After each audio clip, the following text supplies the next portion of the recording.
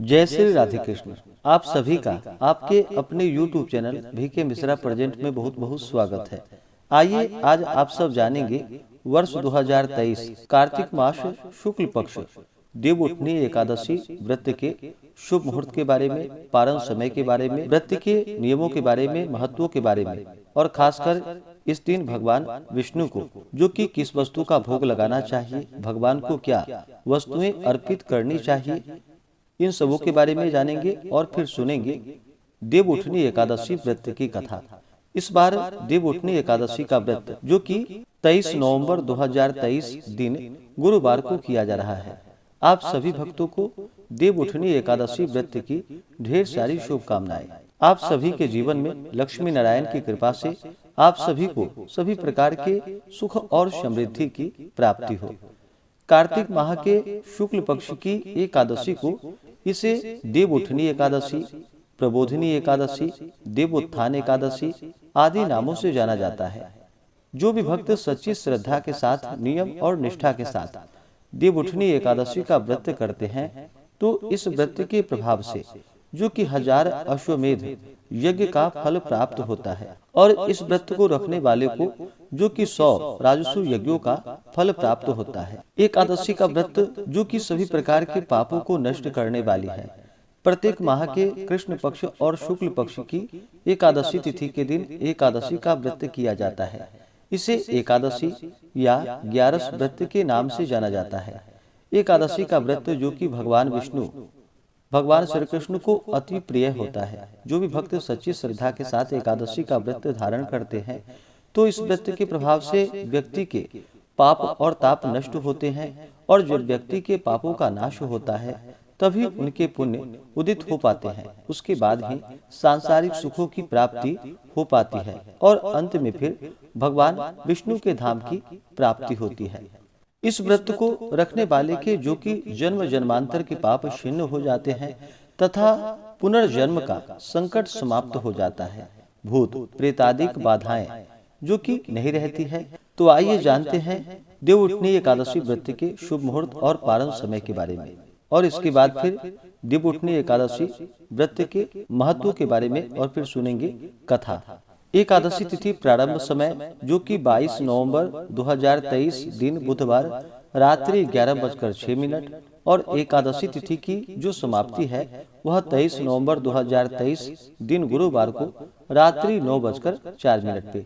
तो हमें शुद्ध रूप से द्वादशी युक्त और उदया तिथि के अनुसार जो समय प्राप्त हो रहा है वह समय 23 नवंबर 2023 दिन गुरुवार को प्राप्त हो रहा है। तो सभी इस दिन व्रत को धारण करेंगे और 10वें दिन के नियमों का पालन जो कि 22 नवंबर को किया जाएगा और द्वादशी तिथि की जो समाप्ति है वह 24 नवंबर 2023 दिन शुक्रवार को शाम 7:09 पे है।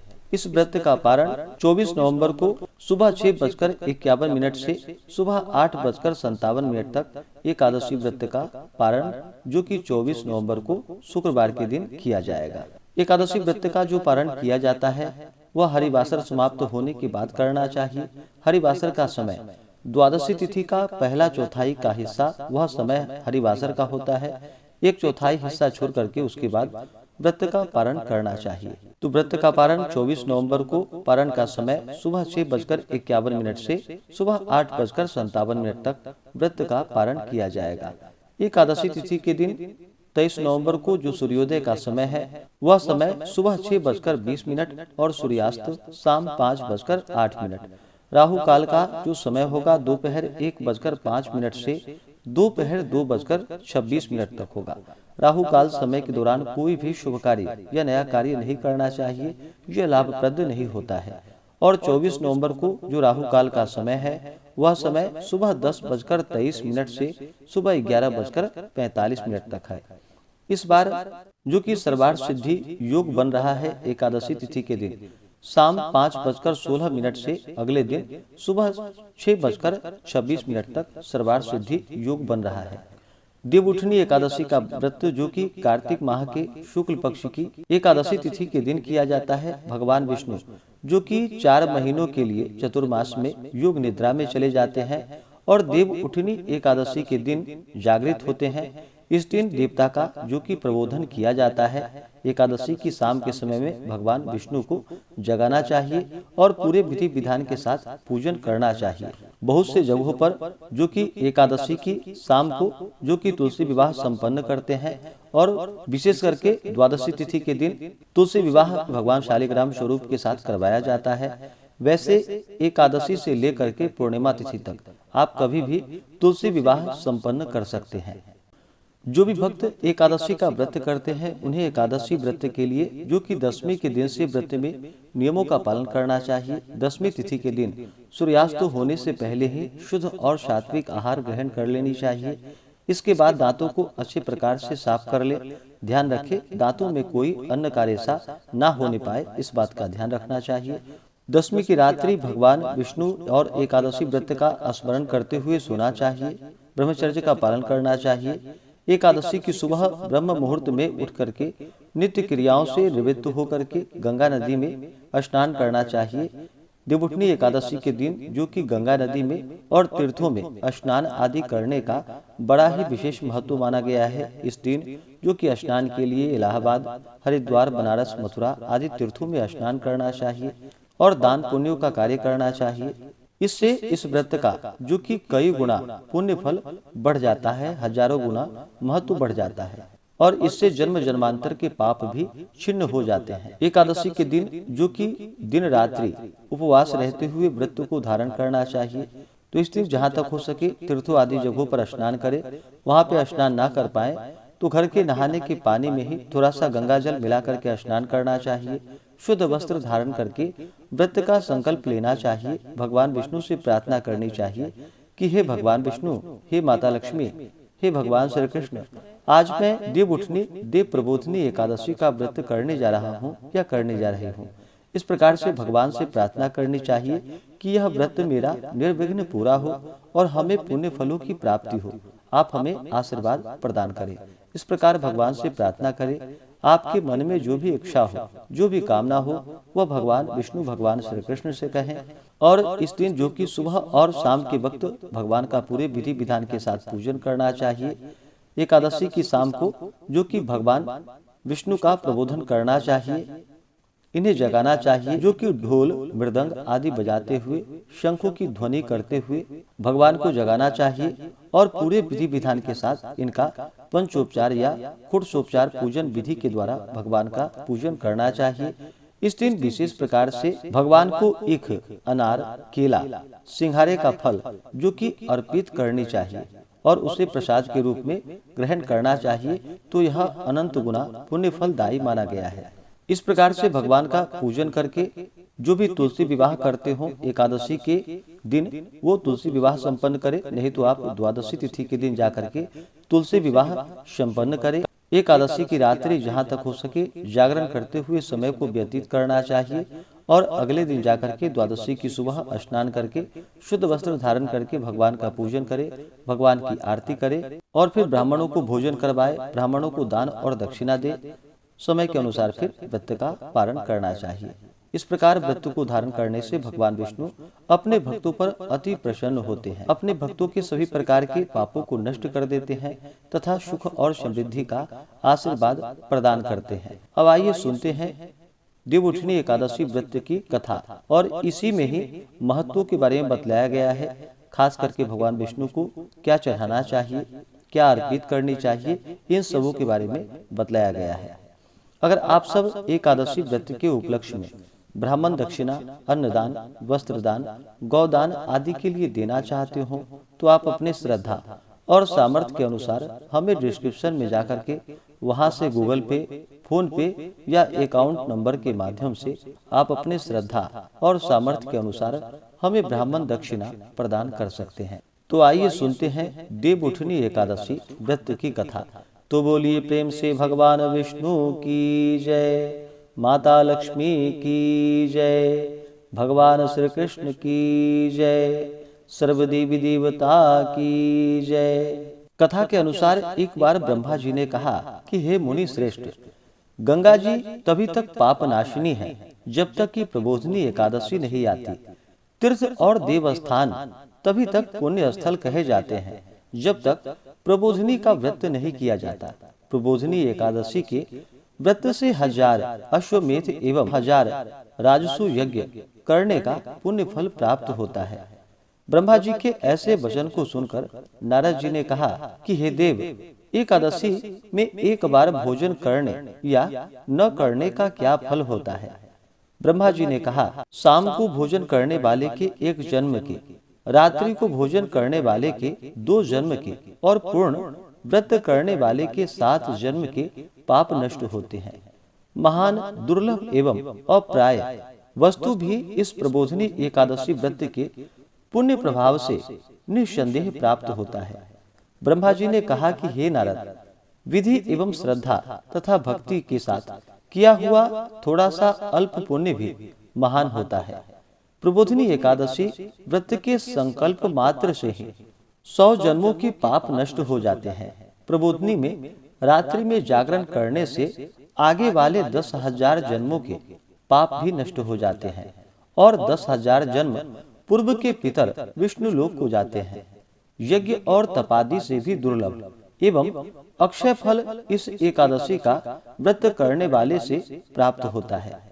नाना प्रकार के तीर्थों में जाने एवं नाना प्रकार के देवताओं के दर्शन करने से गोदान, भूदान, अन्नदान, कन्यादान इत्यादि दोनों के करने से जो पुण्य फल प्राप्त होता है वह एकमात्र प्रबोधिनी के व्रत से मिल जाता है। अस्तु, समस्त कृत्यों को त्याग कर यत्न पूर्वक कार्तिक मास की प्रबोधिनी एकादशी का व्रत रखना अवश्य चाहिए।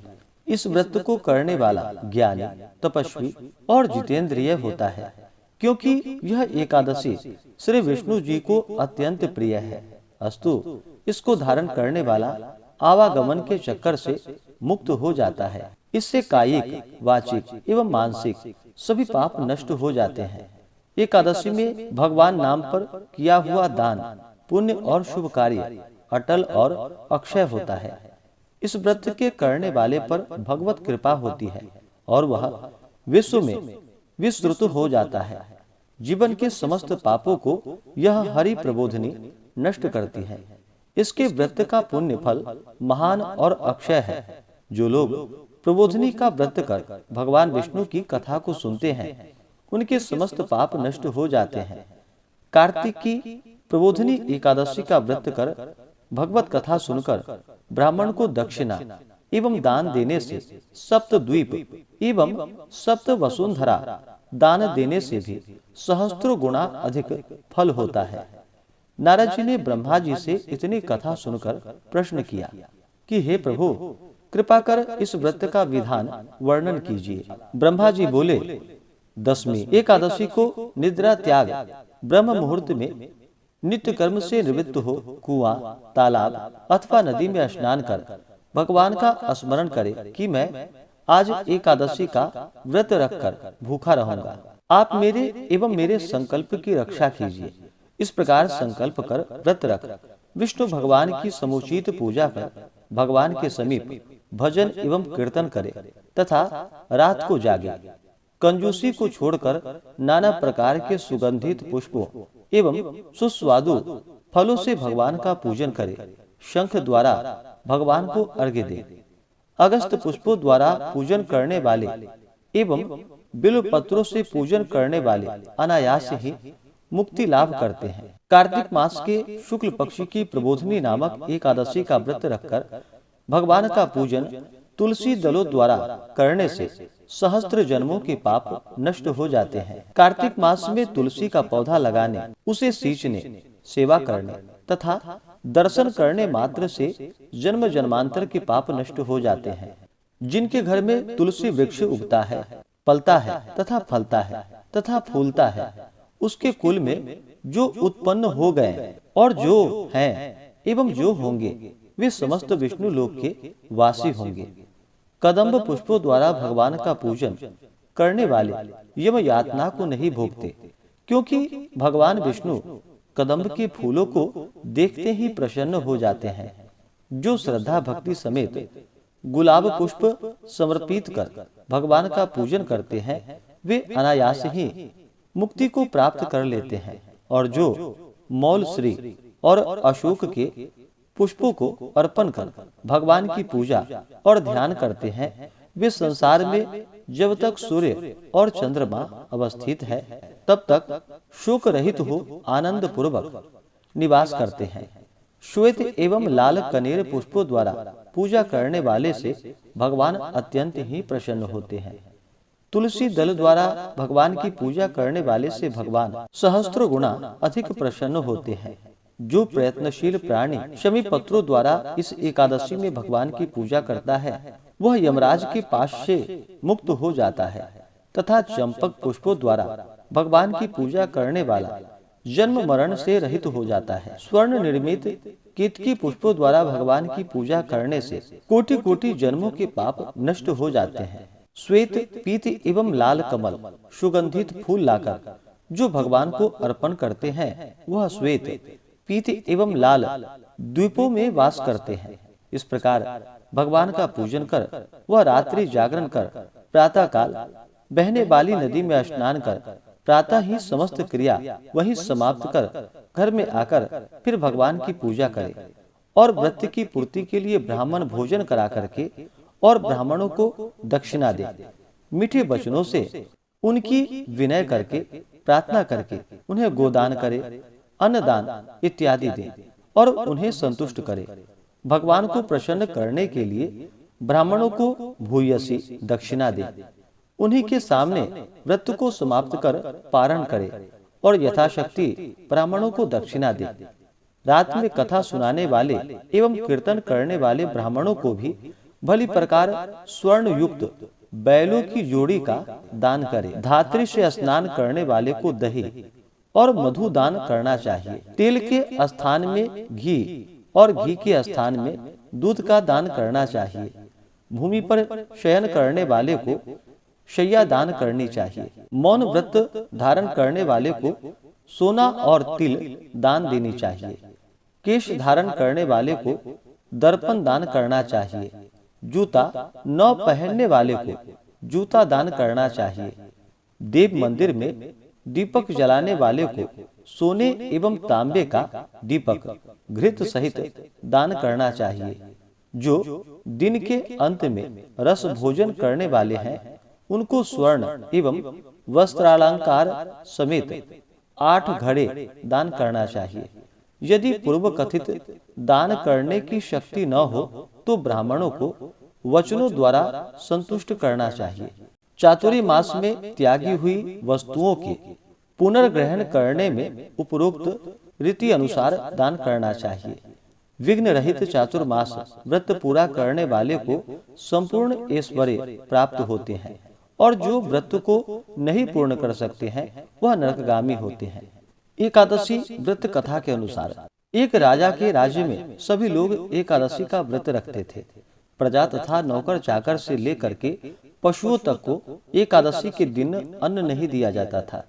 एक दिन किसी दूसरे राज्य का एक व्यक्ति राजा के पास आकर बोला कि महाराज, आप कृपा करके मुझे नौकरी पर रख लें। तब राजा ने उसके सामने एक शर्त रखी कि ठीक है, रख लेते हैं, किंतु रोज तो तुम्हें खाने को सब कुछ मिलेगा पर एकादशी को अन्न नहीं मिलेगा।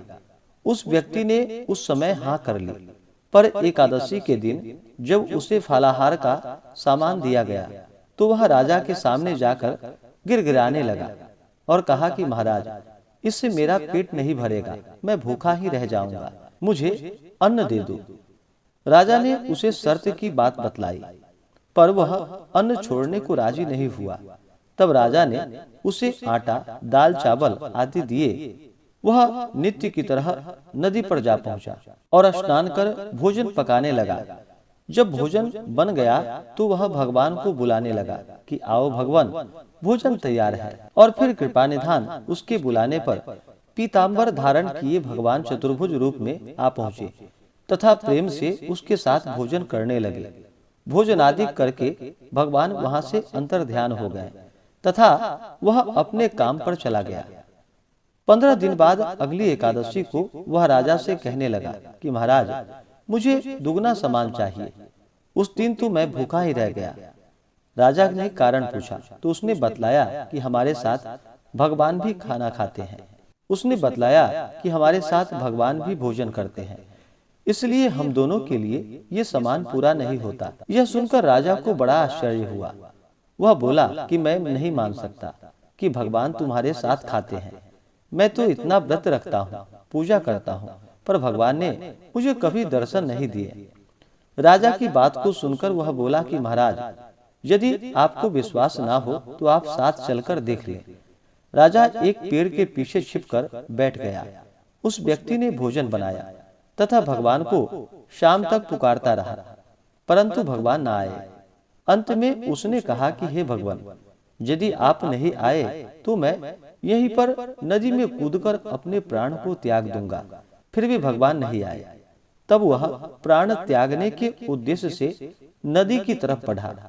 प्राण त्यागने का उसका दृढ़ संकल्प देखकर भगवान प्रकट हो गए और उसे रोक लिया और फिर साथ बैठकर उसके साथ भोजन किया। खा पीकर वे उसे अपने विमान में बिठाकर अपने धाम को ले गए।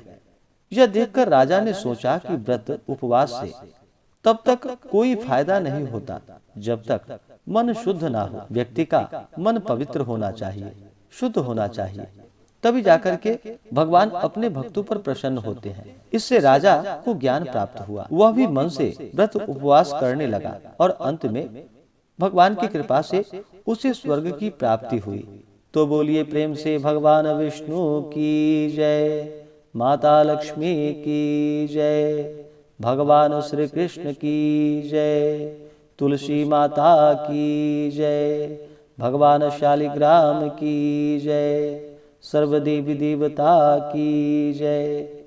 इसी प्रकार से जो भी भक्त सच्ची श्रद्धा के साथ, नियम और निष्ठा के साथ कार्तिक मास की देव उठनी, देव प्रबोधनी एकादशी का व्रत करते हैं तो भगवान विष्णु की कृपा से उनके जन्मों के पाप नष्ट होते हैं तथा सुख और समृद्धि की प्राप्ति होती है और अंत में भगवान विष्णु के धाम की प्राप्ति होती है। तो आशा करता हूँ कि यह जानकारी आपको अच्छा लगा हो।